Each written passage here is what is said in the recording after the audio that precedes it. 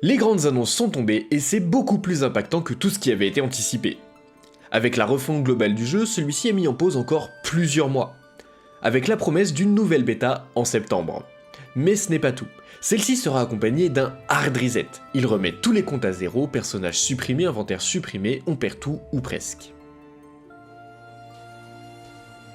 Pas de scandale, tout achat en gemme est conservé, c'est-à-dire tout ce qui est cosmétiques, skins et tout ce qui est payé avec nos comptes bancaires en cas nous le laisse. Pour le reste, des compensations sont en discussion. Celles-ci seront potentiellement évolutives en fonction de la progression actuelle de votre compte, mais il n'y a encore aucune garantie. Je me doute que nombre de joueurs souhaiteraient avoir un bonus d'XP pour aider à recommencer l'aventure et diverses ressources. Je peux comprendre, mais personnellement, j'ai peur que ce genre de bonus ne se noie dans notre farming perso, voire même gâche notre nouvelle aventure si je puis dire.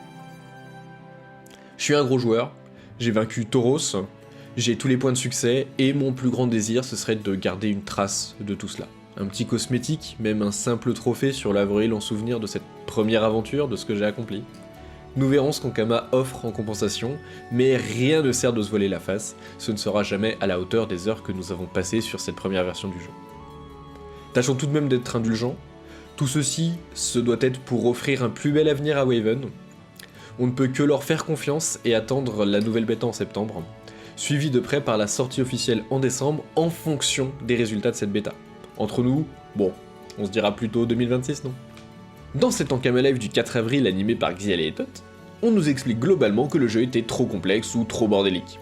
Chaque objet affichait de nombreux effets, une quantité absurde de lignes de statistiques, tout cela déclenchant d'innombrables effets en cascade en combat. L'équipe a décidé de simplifier drastiquement le jeu. Avec cela, on verra également de nouveaux modes de jeu très prometteurs, afin d'augmenter la rétention des joueurs et l'ajout d'objectifs plus clairs pour accompagner les joueurs dans la progression. Nous verrons cela plus en détail lors de la bêta, mais on nous promet que d'ici septembre, l'équipe communiquera plus régulièrement pour parler de l'avancée de ses projets. On commence avec la refonte du deck building, et il y a de quoi dire. Toujours dans un objectif de simplification, ils veulent rapprocher le gameplay d'un jeu de cartes classique. Ainsi, la barre des compagnons disparaît, et ceux-ci deviennent des cartes de votre deck à l'image des sorts. Pour accepter ceci dans notre main, la taille de celle-ci passe de 7 à 9 cartes maximum. Aussi, fini les decks de 9 à 15 cartes. C'est désormais 16 cartes pour tout le monde, libre à vous de mettre plus ou moins de compagnons. Il n'y a pas de limite. Toutes les jauges élémentaires disparaissent pour laisser la place à une jauge commune appelée point de commandement, que l'on pourrait assimiler à la jauge éther. Ces points se gagnent exactement comme avant, simplement en lançant des sorts. Je dois avouer être relativement effrayé par l'importance que va prendre la chance dans tout cela. On nous force à jouer avec 16 cartes, mais Todd semble dire que la main de départ restera de seulement 5 cartes, avec potentiellement un ou plusieurs compagnons que vous ne pourrez jamais invoquer au premier tour. Les chances d'avoir une bonne main de départ semblent infimes, et j'ai l'impression qu'on devra trop souvent passer nos premiers tours, un comble alors qu'ils disent que le jeu doit être adapté aux joueurs mobiles, avec des combats rapides. Alors attention, je ne dis pas qu'ils n'ont pas de solution pour ça, simplement que si elles existent, elles n'ont pas été présentées dans le live. J'espère qu'ils ont pensé à cela, qu'ils ont des moyens pour rendre nos premiers tours intéressants, malgré la taille du deck et le poids mort que seront les compagnons en main au début du combat. Peut-être en parleront-ils dans un prochain Ankama Live. Pas de panique, il y a aussi de bonnes nouvelles, notamment l'ajout d'un pack global de sorts disponible à tous les héros. Fini d'avoir un sort qui applique huilé avec votre Yop, sa copie en sera mais la même chose sur toutes les classes. Cet important pack de sorts disponible pour tous va éviter d'avoir de nombreux sorts différents sur toutes les classes alors qu'ils font le même effet. Cela facilitera également le changement de personnage puisque vous n'aurez pas à remonter le niveau de ces sorts. D'ailleurs, notez que la montée en niveau des sorts et compagnons ne change pas. Aussi, au cours du live ils n'en ont pas parlé, mais on ne voit qu'un indicateur de PA mais pas de réserve. Il est possible que cette mécanique disparaisse au nom de la simplification du jeu. De même, on ne sait pas si un compagnon joué disparaît du deck ou si celui-ci peut être invoqué de nouveau en repiochant le sort. On continue, notre personnage évolue maintenant jusqu'au niveau 100. C'est pour plus de compréhension, notamment pour les joueurs débutants, il n'est pas évident de comprendre qu'au niveau 50, on est censé battre des monstres de niveau 100. La courbe de gain de niveau et la puissance du personnage sera bien entendu équilibrée en conséquence, pour qu'au niveau 50, on tape des monstres de niveau 50 ou 60. On retrouvera toujours un passif pour notre personnage et quelques sorts, mais on notera la disparition totale de la page de compétences. Plus d'amélioration de passif, plus de nouveaux sorts, la page disparaît. C'est quelque chose qui m'inquiète beaucoup, puisque c'est celle-ci qui nous accompagnait lors de la progression de notre personnage. Ce n'était pas grand chose, mais là je me demande vraiment ce qui me motivera à monter en niveau. Pas de nouveaux sorts, de nouveaux passifs, si c'est juste un gain d'un peu de statistiques, c'est super fade, aucune saveur. On va s'ennuyer, avec 100 niveaux à monter. En revanche, on découvre quelque chose de nouveau. Un spécial, une capacité ultime qui se charge progressivement en combat et que vous pouvez activer pour déclencher son puissant effet. Et on passe enfin aux équipements. Il y aura un brassard, un seul anneau, un emplacement de consommable, Todd a parlé de potions, nous n'avons pas plus de précision. Et enfin, le dernier sera un emplacement d'emblème, avec divers effets comme un nouvel ultime pour votre personnage.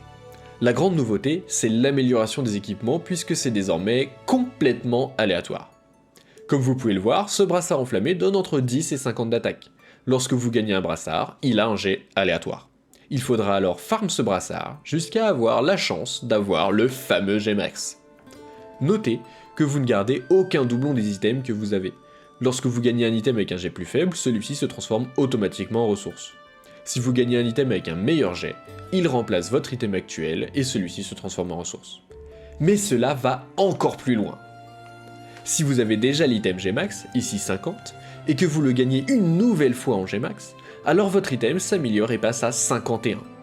Une limite sera fixée là-dessus, mais vous pourrez donc dépasser la stat de base de tous les items.